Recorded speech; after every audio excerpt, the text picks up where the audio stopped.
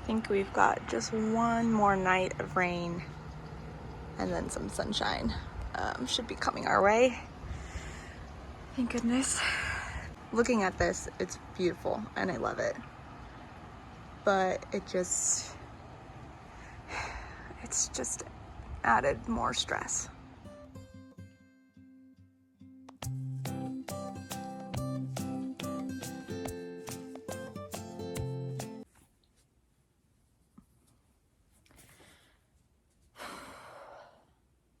I'm really overwhelmed. I feel like I tend to overbook myself and,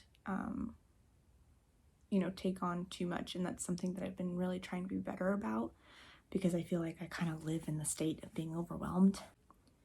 And so I thought that I, offloaded some things and things would settle down and get a little easier, but I'm very overwhelmed right now. Having a really hard time with just managing all the things like on the to-do list, and luckily some of it is going to be delegated. Doing some work with my therapist about how to manage that to-do list. I don't know if you just heard Parker crying. She just woke up from her nap. I thought I had a minute. While she's waking up, let me just quick little rundown of kind of all the things that are on my mind right now, all the things on my plate that are making me overwhelmed. So I am the senior class president for my graduating class of 2013, and it is 2023 right now, which means that the 10-year reunion is this year. And it's been something that I've been like trying to start planning, but it's just been there's been so much going on in personal life that I kind of was pushing it off, and now it's worse.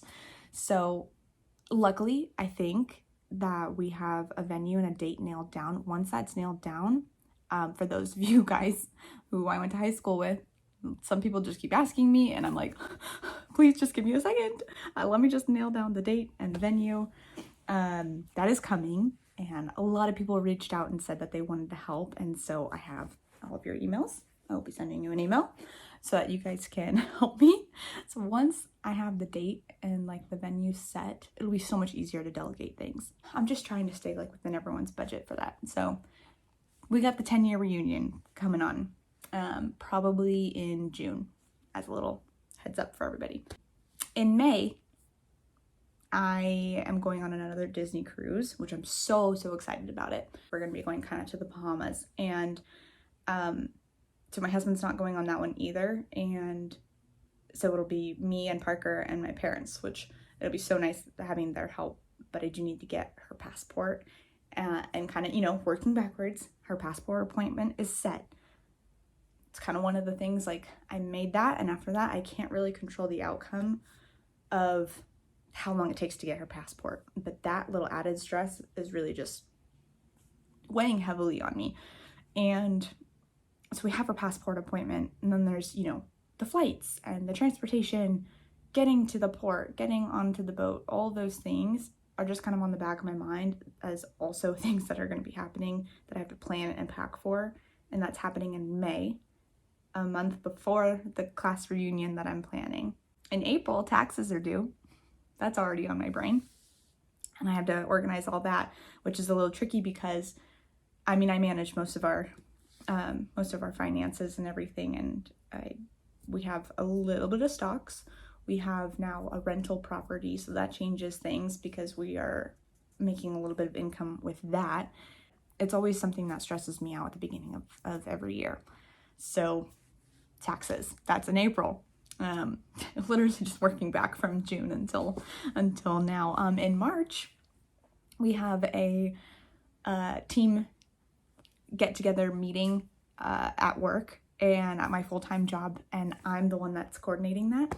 And it's a 2.5-day thing, and I'm the main point of contact, main coordinator, organizing the whole thing. And again, I'm waiting on a couple key pieces, like when and where we'll be doing a site tour, because once those are set, everything else can start to be, planned and solidified. But I can't really do a whole lot until that's done.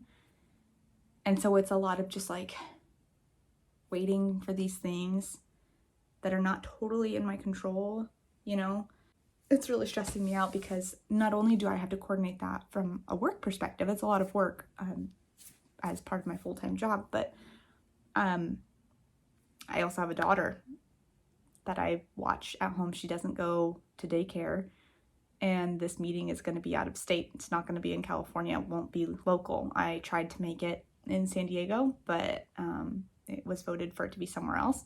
So I have to either bring her and like find a babysitter or see if my mom can come or something. I don't think my mom can go, depending on the dates that it's potentially going to be, though. She might be on vacation as well. So there's so many moving parts, and it's the middle of January right now, which means I have 2 months until that happens.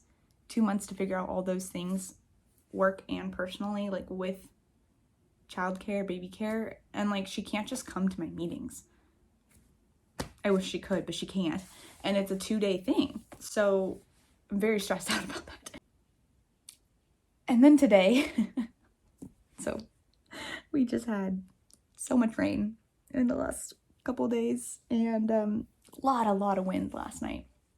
And so I texted my friend, who's also a tenant at our rental house, and I said, how's the fence? Is everything okay? Anything need to be fixed over there? And I'm just kind of thinking like, yeah, like maybe the fence was a little crooked and we need a little bit of support. Or, the backyard flooded a little bit. Maybe we can buy some sandbags or something to kind of help soak that all up.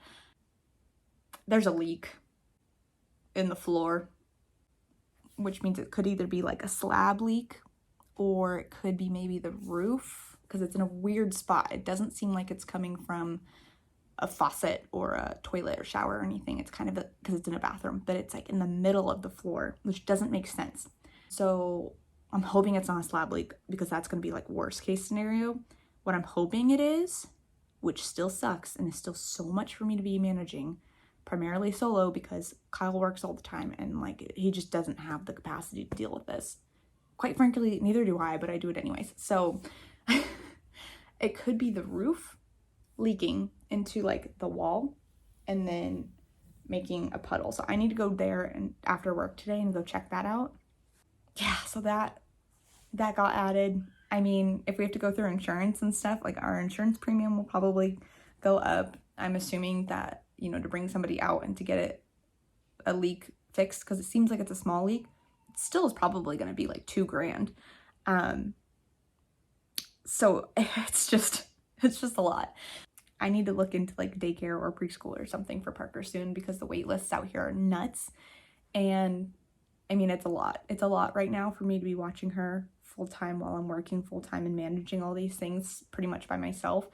And so I need to look into the preschools around here and get on the wait lists. But just even the process of being on a wait list is several months. So I need to go look at them and then try to get on a wait list for one, so that maybe she can be in daycare by like the end of summer, I guess, maybe. Okay, and so I go to therapy because, as you can tell, there's a whole lot in my brain, and I sometimes have a really hard time managing it, and I get really anxious and spirally. Okay, I gotta wrap this up. So some of the tips that my therapist has talked about, and I want to know if you guys have something similar that works for you personally. I mean, this is like her professional advice, but also some real world advice would be nice. So she kind of says like the 3-2-1 rule. So 3 of the small things on my to-do list, like making a return for a gift that Parker got 2 of, dropping off a bag of donations that's been sitting on my floor for months, and setting up that passport appointment. Like 3 small things that can be done quickly to kind of get them off your plate, and then like making steps towards 2 semi-larger things. And then like 1 large thing, really that big stress that I have right now, is knocking out, settling the reunion date and venue for my high school 10-year reunion. And that's like that 3-2-1 rule. So I'm trying that, and I think it'll help, but I just had to get this out there also, that like if you're feeling overwhelmed, you're not the only one, because I am so overwhelmed right now. And I've had so much help with my mom being here, and she can't stay here forever. She lives in Idaho with my dad. Hello. Like, she's been away from him so that she can, you know, pick up some work shifts and stuff here too, but really because she wants to help with me and Parker, and because I've been overwhelmed, and she's been such a huge help. But she's got to go back to Idaho. Like, you know, she can come back again soon, hopefully, but I don't want to just keep her away from my dad all the time. Like, and I lean on my friends a lot for help, and been scheduling more like girl time, me time, mom time kind of thing. And that's been really helpful, I think, just for kind of like some mental clarity and sanity. But it's just a lot. I'm just dealing with a lot. And so any advice that you guys might have, has anybody here planned a reunion that could give me some tips and advice? Because all three of my brothers, they're all older than me. None of them went to their 10-year reunion. I was counting on them. None of them went.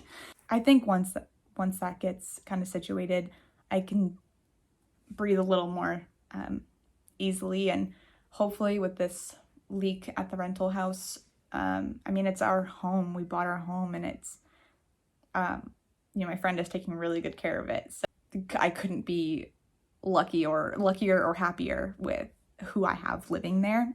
But it is still such a stress to just have that go on, especially because I don't want them to be living in something like that, and I don't want it to get worse. And I mean, the rain's gonna stop, hopefully, but how much worse is the leak gonna get? Or is it from the rain, or is it from something else? And we don't know. So I need to go figure that out today and start all of that process. But it's just a lot. There's just a lot.